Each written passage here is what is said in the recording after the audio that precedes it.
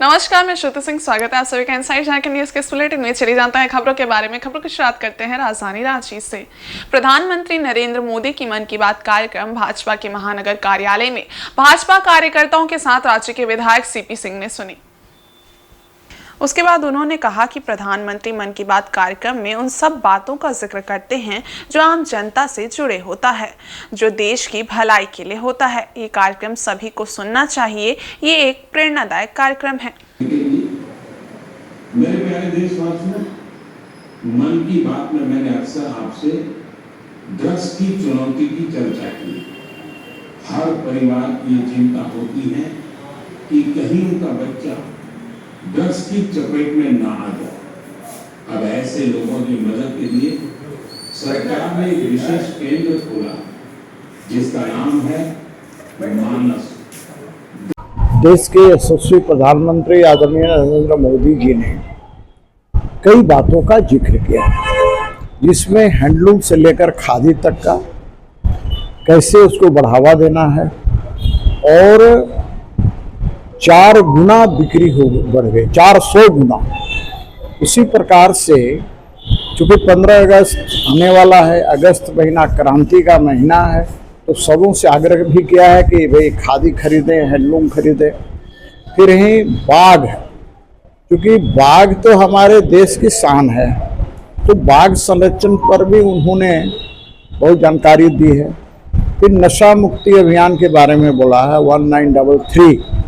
यह इस पर आप सूचना दे सकते हैं, क्योंकि आज देश में नशा युवकों को बर्बाद करने का काम कर रहा है। इसको भी हम लोगों पर ध्यान देना है ताकि नशाखोरी न हो और इस तरह की घटनाएं कहीं घटती है, कहीं इस तरह की सामग्रियां बिकती है, तो 1933 पर सूचना भी देने का काम करना है। तो कई चीज़ों का उन्होंने जिक्र किया है ताकि आम जनता को उसका लाभ मिल सके। इधर पाकुड़ के कुमार कालिदास मेमोरियल कॉलेज के आदिवासी छात्रावास में पुलिस और छात्रों के बीच हुई हिंसक झड़प के विरोध में राजधानी रांची में भारतीय जनता युवा मोर्चा रांची महानगर की ओर से झारखंड सरकार के विरोध में पुतला जलाया गया। भाजयुमो कार्यकर्ताओं ने हेमंत सोरेन और सरकार के खिलाफ जमकर नारेबाजी की। मौके पर शशांक राज ने कहा कि लगातार झारखंड में जेएमएम कांग्रेस की सरकार के नेतृत्व में युवाओं छात्रों पर लाठीचार्ज और बर्बरतापूर्ण कार्रवाई की जा रही है। इस सरकार ने युवाओं को रोजगार के नाम पर ठगा, किसी को रोजगार नहीं दिया, लेकिन लाठी डंडा सबको दिया। जिस तरीके से पाकुड़ की घटना घटित हुई है, इसको लेकर पूरे आदिवासी समाज में आक्रोश है, युवाओं में आक्रोश है और आज उसी का नतीजा है कि भारतीय जनता युवा मोर्चा रांची महानगर सड़कों पर उतरकर विरोध जताते हुए सरकार का पुतला जलाने का काम कर रही है।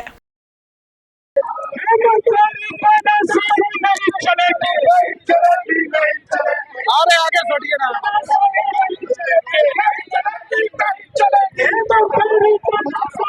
अरे भाई देखिए, जिस प्रकार से रात के अंधेरे में हेमंत सोरेन की प्रशासन ने केकेएम कॉलेज पाकुड़ में छात्रावास में घुसकर और छात्रों के ऊपर जिस प्रकार से लाठीचार्ज रात में हुआ है, कई आदिवासी बच्चे घायल हैं और कई लोग ये सवाल उठा रहे हैं कि आखिर रात के अंधेरे में केकेएम कॉलेज के छात्रावास में पुलिस को घुसना क्यों पड़ा। इस सरकार की ये जो तानाशाही रवैया है, कभी सहायक पुलिस कर्मियों पर लाठी चलाना, कभी पारा शिक्षक पर लाठी चलाना और इस तरह से आदिवासी छात्रावास में घुसकर जिस प्रकार से पुलिस प्रशासन ने लाठी चलाया है, इसका भारतीय जनता युवा मोर्चा निंदा करती है और कठोर निंदा करती है कि हेमंत सोरेन की सरकार रात के अंधेरे में युवाओं के ऊपर लाठी चला रही है। कई लोग घायल है। आज पाकुड़ के सदर अस्पताल में सभी लोग एडमिट हैं।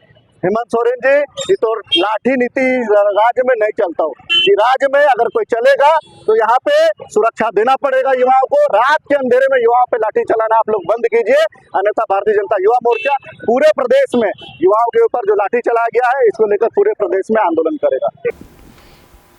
आज रविवार से माओवादियों का शहीद सप्ताह शुरू हो चुका है। माओवादियों का ये शहीद सप्ताह 3 अगस्त तक चलेगा। इसको लेकर भाकपा माओवादियों ने सारंडा क्षेत्र में जमकर बैनर पोस्टर लगाकर दहशत फैला दी है। बैनर पोस्टर के जरिए माओवादियों ने 28 जुलाई से 3 अगस्त तक शहीदी सप्ताह मनाने का ऐलान किया है।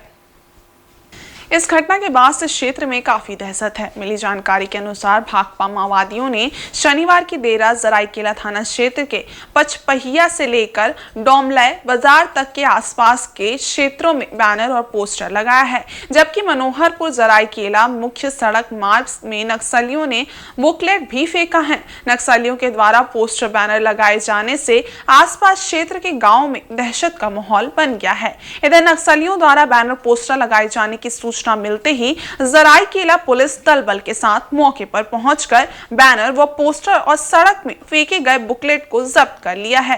बता दें कि नक्सली हर साल 28 जुलाई से 3 अगस्त तक शहीदी सप्ताह मनाते हैं। इस दौरान वे पुलिस की गोलियों से मारे गए अपने साथियों को याद करते हैं।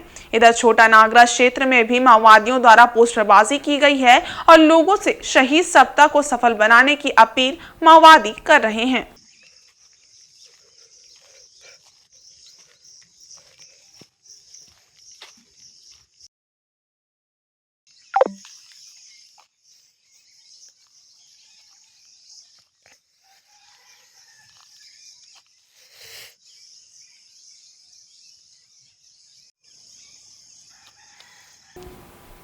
वहीं गुरुवार को लोकसभा में गोड्डा सांसद निशिकांत दुबे के द्वारा संताल सहित राज्य के विभिन्न हिस्सों में आदिवासियों की घटती जनसंख्या और मुस्लिम बहुल इलाकों में बढ़ रहे मतदाताओं की संख्या को लेकर दिए गए बयान पर झारखंड की सियासत गर्मा गई है। इसी के तहत राजधानी रांची के अल्बर्टेका चौक पर झारखंड मुक्ति मोर्चा के द्वारा निशिकांत दुबे का पुतला दहन किया गया एवं महिला और पुरुष कार्यकर्ताओं ने काफी जोरदार विरोध प्रदर्शन किया।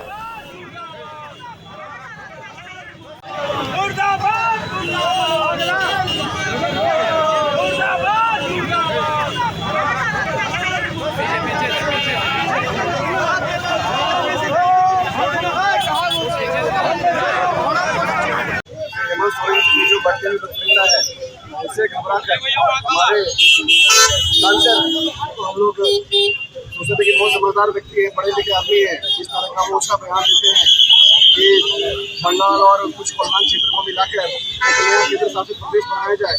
हम लोग उसका घोर निंदा करते हैं। इन लोग सोरेन परिवार पर उंगली उठाते हैं। उनको ये नहीं पता है जितना सोरेन परिवार ने बलिदान दिया है झारखंड को बनाने के लिए, किसी लोगों ने इतना बलिदान नहीं दिया है। और उस व्यक्ति को जो आज के दिनों में पूरे झारखंड को विकास की नदियाँ बढ़ाते जा रहे हैं और उनका ये मांग करते हैं कि इनको सोरेन परिवार लूटने काम किया, बिल्कुल नहीं। मैं मांग करता हूँ कि हमारे झारखंड करने वाले हैं तो सच में इनको बाहर का रास्ता दिखाया जाए और जो सांसद जिस क्षेत्र से आते हैं उनको भी और चाईबासा टाटा मुख्य मार्ग पर कुजू पुलिया के ऊपर बाइक सवार युवकों को एक बस ने रौंद दिया है, जिससे घटनास्थल पर ही एक युवक की मौत हो गई जबकि एक युवक गंभीर रूप से घायल हो गया है। स्थानीय ग्रामीणों ने इसके विरोध में टाटा चाईबासा मुख्य मार्ग को 1 घंटे तक जाम रखा। वहीं मुफस्सिल थाना पुलिस घटनास्थल पर पहुंची और गंभीर युवक और एक शव को उठाकर सदर अस्पताल ले गए। हालांकि दोनों की पहचान नहीं हो पाई है। बाइक के नंबर से आशंका जाहिर की जा रही है कि दोनों युवक बड़बिल उड़ीसा के तरफ के रहने वाले लगते हैं। हादसे को अंजाम देकर फरार हुई बस की तलाश में पुलिस जुटी हुई है।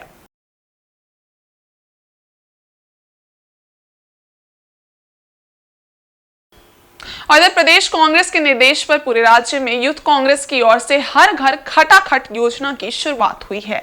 शनिवार को जमशेदपुर महानगर कांग्रेस के युवा इकाई की ओर से भी इस अभियान की शुरुआत की गई। इसकी जानकारी देते हुए यूथ कांग्रेस के जिला अध्यक्ष नीरज सिंह ने बताया कि आगामी विधानसभा चुनाव को देखते हुए शीर्ष नेतृत्व के निर्देश पर राज्य सरकार की जन कल्याणकारी योजनाओं का लाभ जनता तक पहुंचाने के लिए हर घर खटाखट अभियान की शुरुआत की गई है। पार्टी जमशेदपुर के सभी 6 विधानसभा क्षेत्र के कम से कम 10,000 घरों तक इस योजना को पहुँचाने में जुटी है। हर घर युवा कांग्रेस जिंदाबाद जिंदाबाद जिंदाबाद, युवा कांग्रेस जिंदाबाद जिंदाबाद जिंदाबाद जिंदाबाद।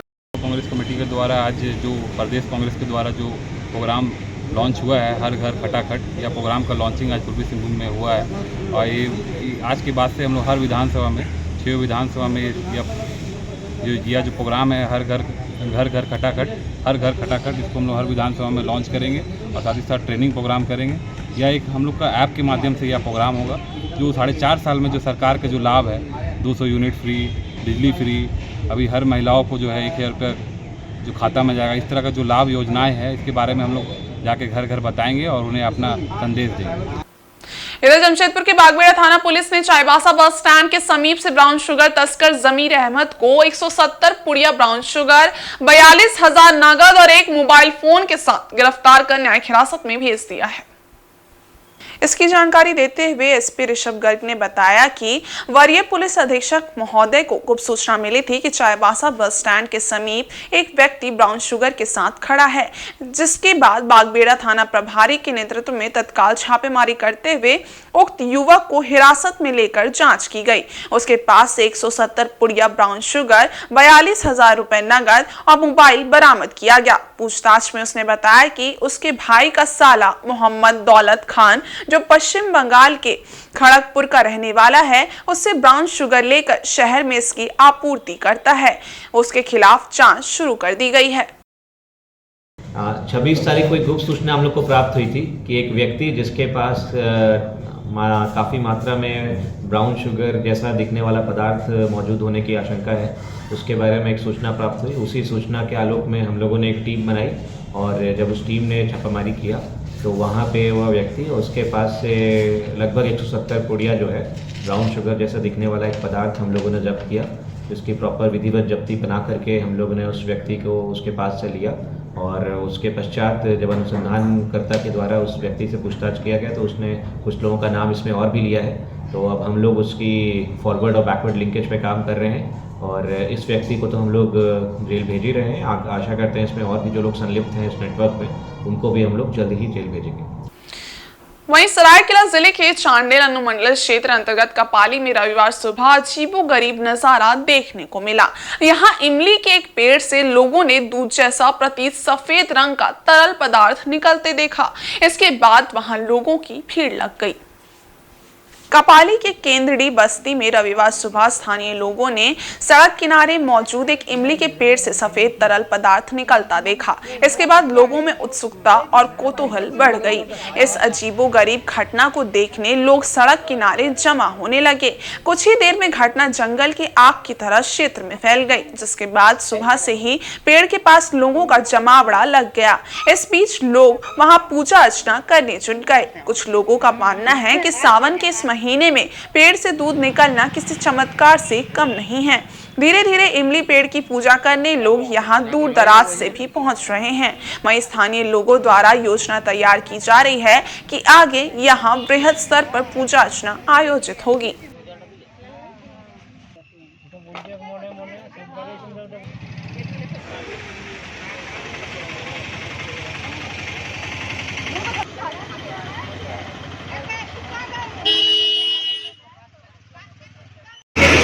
बजे से देख रहे हैं ये इमली का पेड़ है और इस इमली का पेड़ से ही दूध जैसा एक पदार्थ निकल रहा है, तरल पदार्थ जिसको हम लोग दूध ही मानते हैं। और जैसे हिंदुओं में अभी श्रावण महीना चल रहा है जो बहुत पवित्र महीना है और इस पवित्र महीना में हम लोग बाबा के दूध और जल चढ़ाते हैं। तो ये एक बहुत अच्छा शुभ हम लोग को नज़ारा देखने को मिला है कि हिंदुओं में सावन का महीना चल रहा है और ऊपर से भोले बाबा का कृपा है कि भोले बाबा हम लोग के इस रूप में दर्शन दे रहे हैं। इमली का पेड़ में दूध जैसा तरल पदार्थ निकल रहा है। तो सुबह से ही लोगों का एक एक करके आना, पूजा करना ये चल रहा है, क्योंकि ये हम लोग का एक आस्था है और आस्था के ऊपर विश्वास है जो सावन हो रहा है। और इधर अखिल एकता उद्योग व्यापार मंडल संपूर्ण भारत के झारखंड प्रदेश पदाधिकारी की बैठक तुलसी भवन में आयोजित हुई। झारखंड में नवनियुक्त प्रदेश अध्यक्ष के नेतृत्व में मंडल व जिले स्तर की टीम बनाकर संगठन का संपूर्ण विस्तार करने का लक्ष्य निर्धारित किया गया। व्यापार मंडल देश के 22 राज्यों में व्यापारियों की समस्याओं पर व्यापार हितों के लिए संघर्ष कर रहा है। छोटे व्यापारी, रेडी ठेले वालों को व्यापार मंडल अपने साथ लेकर चल रहा है। झारखंड में नवनियुक्त प्रदेश अध्यक्ष पवन कुमार साहू के नेतृत्व में मंडल से लेकर जिले स्तर की टीम बनाकर संगठन का संपूर्ण विस्तार करने का लक्ष्य निर्धारित किया गया है। वहीं नवनियुक्त प्रदेश अध्यक्ष पवन साहू ने बताया कि संगठन का उद्देश्य सरकार की व्यापारियों के हित में चल रही योजनाओं से व्यापारियों को अवगत कराते हुए व्यापारियों की समस्याओं को दूर करना, ज्ञापन के माध्यम से व्यापार मंडल के प्रतिनिधि मंडल सरकार तक समस्याओं को पहुंचाएंगे। छोटे व्यापारियों को व्यापार के समक्ष उत्पन्न होने वाली समस्याओं को दूर करने, प्रशासन के सहयोग से व्यापारियों पर शासन को अवगत कराने जैसे मुख्य बातों पर रणनीति तय की गई। बैठक में राष्ट्रीय टीम से राष्ट्रीय सचिव राजकुमार जायसवाल ने नवनियुक्त प्रदेश अध्यक्ष और उनकी टीम को बधाई दी। आज हम लोग अखिल एकता उद्योग व्यापार मंडल के अंतर्गत झारखंड प्रदेश का गठन किया गया, जिसमें हमारे राष्ट्रीय सचिव श्री राजकुमार जी एवं राष्ट्र IT प्रमुख विमल जी आए और इनके द्वारा नई कमेटी का गठन किया गया और इसी के अंतर्गत में हम लोग के महिला प्रदेश अध्यक्ष, महिला प्रदेश युवा अध्यक्ष का गठन किया गया। कमेटी में हमारे राष्ट्र प्रदेश उपाध्यक्ष के तौर पे श्री चंचल भाटिया जी को जगह दिया गया। उसके बाद श्री रितेश जी हमारे राष्ट्रीय उपाध्यक्ष बने। हमारे विकास जी प्रदेश के महामंत्री नियुक्त किए गए और कुमार जी राष्ट्रीय सचिव प्रदेश सचिव बनाए गए और इसके अलावा हमारे शर्मा जी हैं, इनको प्रदेश मीडिया प्रभारी बनाया गया। इधर जमशेदपुर समेत आसपास के सभी क्षेत्रों में जल्द ही इंडियन ऑयल के पेट्रोल पंप पर CNG रिफिलिंग, इलेक्ट्रॉनिक चार्जर की सुविधा उपलब्ध होगी। ये बातें इंडियन ऑयल कार्यकारी निदेशक सह राज्य प्रमुख बिहार एवं झारखंड संजीव कुमार चौधरी ने आदित्यपुर आशियाना फ्यूल सेंटर में आयोजित कार्यक्रम के मौके पर कही। इंडियन ऑयल कार्यकारी निदेशक संजीव कुमार चौधरी शनिवार देर शाम आशियाना फ्यूल एंड सर्विस सेंटर में आयोजित Durand cup monsoon football fever scheme launching करने पहुंचे थे। इस मौके पर इन्होंने फ्यूल सेंटर में बेहतरीन कार्य करने वाले कर्मचारियों को सम्मानित किया। इन्होंने बताया कि Indian oil hydrogen based fuel के क्षेत्र में भी काम कर रही है। जल्द ही इसके सकारात्मक परिणाम सामने आएंगे। बताया कि वर्तमान में एक्स्ट्रा ग्रीन एवं XP95 फ्यूल की बेहतरीन सुविधा इंडियन ऑयल पंप पर उपलब्ध है। इस मौके पर रांची डिवीजन कार्यालय सेल्स हेड पंकज कुमार ने बताया कि Durand cup monsoon football fever scheme के तहत ग्रीन एवं XP95 फ्यूल 250 रुपए के भरवाने पर लकी ड्रॉ कूपन प्राप्त होगा, जिसके तहत प्रत्येक सप्ताह एवं एक मेगा ड्रॉ होगा। ये स्कीम 27 जुलाई से 31 अगस्त तक सभी इंडियन ऑयल पंप पर उपलब्ध होगी। इस मौके पर आशियाना फ्यूल सेंटर की डीलर आरती कुमारी समेत क्षेत्र के Indian oil petrol pump dealer मौजूद थे। जो है हम अपने पेट्रोल पंप में लगा ग्रेजुअली हम लोग आगे बढ़ रहे हैं। LNG की दिशा में भी काम हो रही है। हाईवे के जिंदा पेट्रोल पंप और आगे हम लोगों का ये है कि ट्रांसपोर्ट के लिए दूसरी प्रोडक्ट की आवश्यकता होती है, चाहे वो LNG हो या EV चार्जर हो, सारे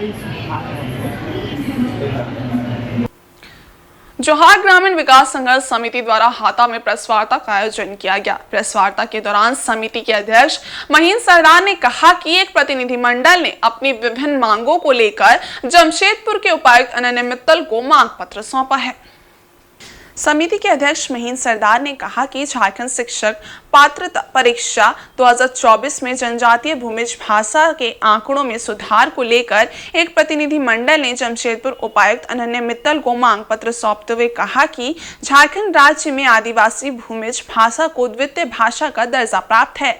इसके बावजूद भूमिज भाषा के साथ सौतेला व्यवहार किया जा रहा है। उन्होंने कहा कि आदिवासी भूमिज समाज के भूमिज भाषा का अतिक्रमण हुआ है। आज भी आदिवासी समाज के लोग इसका दंश झेल रहे हैं। पूरे कोल्हान प्रमंडल में 120 पद भूमिज भाषा जनजाति के शिक्षकों की नियुक्ति की मांग है और उसमें से पूर्वी सिंहभूम जिले में 75 भूमिज भाषा के शिक्षकों की नियुक्ति की जाए। उन्होंने कहा कि जनजाति भाषा विलुप्त के कगार पर है। ऐसी स्थिति में जनजाति भाषा का आंकड़ा बढ़ाया जाए। प्रेस वार्ता में नंदलाल सरदार, श्रीकांत सरदार, लखपति सरदार, सुभाष सरदार आदि उपस्थित रहे। लोगों को जोहार ग्रामीण विकास संघर्ष समिति के ओर से हमारे अध्यक्ष सचिव कोषाध्यक्ष और कार्यकारिणी सदस्यगण हम लोग डीसी महोदय अनन्या मित्तल जी से हम लोग भेंट किए और भेंट कर हमारे जो झारखंड शिक्षक पात्रता परीक्षा में शिक्षकों की जो नियुक्ति में जो आंकड़ा बनाई गई है इसमें भूमि समाज का एक सौतेला प्रकार का व्यवहार हुआ है, क्योंकि आंकड़ा दो बार बनाया गया है। पहले 6 सीट बनाया गया है भूमि समाज के लिए, उसके बाद 17 किया गया। कहीं ना कहीं देखिए ये बहुत ही बड़ा सौतेलापन का व्यवहार है, क्योंकि 2 बार आंकड़ा बनाया गया है और भूमि समाज का अगुआ लोग का पहले से मांग है। अपने स्तर से प्रत्येक स्कूलों में उन लोगों ने जांच किया, कमेटी बनाया और सरकार से भी ये बातें रखी कि भूमि समाज को पूरे कोल्हान प्रमंडल में 120 सीट मिले और पूर्वी सिंहभूम में 75 सीट मिले। लेकिन कहीं ना कहीं मांग रखने के बावजूद भी भूमि समाज के साथ इस तरह का व्यवहार सरकार के द्वारा ये भविष्य में इसके लिए ठीक नहीं है। तो इसीलिए हम लोग सोचे कि आज जोहार ग्रामीण विकास संघर्ष समिति के ओर से समाज की ओर से बहुत सारे लोग हमारे पास आए कि ये वाला चीज़ को, इस समस्या को आपके बिना तले भी और जगह जगह कहीं भूमि आक्रोश है। इधर पोटका प्रखंड के 3 विद्यालयों को उत्क्रमित कर +2 का दर्जा प्राप्त हुआ, जिसको लेकर शनिवार को पोटका विधायक संजीव सरदार द्वारा इन तीनों विद्यालयों में नामांकन अभियान की शुरुआत की गई। इस दौरान विधायक संजीव सरदार ने कहा कि 80% आबादी गांव में निवास करती है। झारखंड सरकार की एवं मेरी सोच है कि गांव के सभी बच्चे उच्च शिक्षा कैसे प्राप्त करें। इसको लेकर 5 से लेकर 10 किलोमीटर के अंतराल पर 3 विद्यालयों को +2 का दर्जा मेरे प्रयास से दिलाया गया, जिसमें +2 उच्च विद्यालय तिरलडी, +2 भालकी उच्च विद्यालय भालकी एवं +2 उत्क्रमित उच्च विद्यालय हेंसड़ा को किया गया, जिसमें आज नामांकन अभियान की शुरुआत विधिवत रूप से की गई। इस दौरान ग्राम प्रधान रामरंजन प्रधान एवं कई गणमान्य लोग उपस्थित रहे। वहीं मुख्य अतिथि के तौर पर विधायक संजीव सरदार ने कहा कि झारखंड सरकार की सोच है कि गांव में ही बच्चों को उच्च शिक्षा कैसे प्राप्त हो, इस दिशा में सरकार द्वारा लगातार प्रयास किया जा रहा है। वहीं मेरा प्रयास होगा कि हिंसड़ा को भी डिग्री कॉलेज की मान्यता मिले, इसको लेकर मेरा प्रयास जारी है। साथ ही मैट्रिक टॉपर छात्रों को विधायक के द्वारा सम्मानित किया गया। वहीं इस दौरान विद्यालय में विधायक द्वारा पौधरोपण भी किया गया। साथ ही विद्यालय से संबंधित किसी भी समस्या के समाधान के लिए उन्होंने तत्पर रहने की बात कही। विधानसभा अंतर्गत पोटका प्रखंड के हेंसड़ा +2 विद्यालय में आप लोग आज उपस्थित होकर यहाँ का नामांकन का सुचारू रूप से कराने का काम किया गया। झारखंड सरकार माननीय मुख्यमंत्री जी की सोच यही है कि शिक्षा क्षेत्र में कैसे झारखंड के आने वाला पीढ़ी को कैसे आगे बढ़े, और यही उद्देश्य से हर 5 से 10 किलोमीटर की दूरी पर एक +2 स्कूल का भी व्यवस्था करने का काम किया गया है, ताकि हमारे इस क्षेत्र की जो 80% जो गांव की आबादी है, उस गांव की आबादी स्कूल जाके वहाँ पे शिक्षा हासिल करें और आगे बढ़ें, राज्य को आगे बढ़ें। और इस बुलेटिन में बस इतना ही। ब्रेक के इस बारे कुछ और खास खबरें, तब तक के लिए देखते रहिए इनसाइड झारखंड न्यूज़। धन्यवाद।